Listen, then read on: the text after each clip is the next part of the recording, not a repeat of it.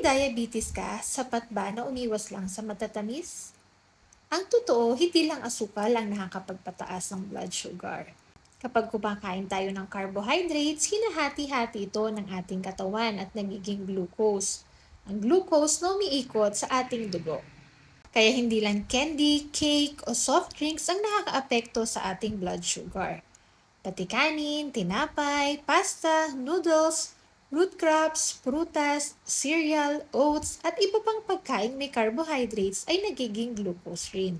Pero ito ang gusto kong maintindihan natin. Kung diabetes ang pinag-uusapan, hindi lang matatamis ang mahalagang tignan.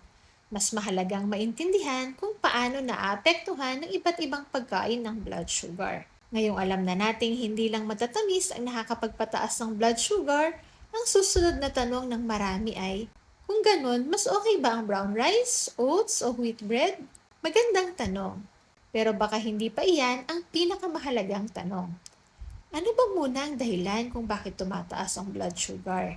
Iyan ang pag-uusapan natin sa susunod na episode. Follow for part 3.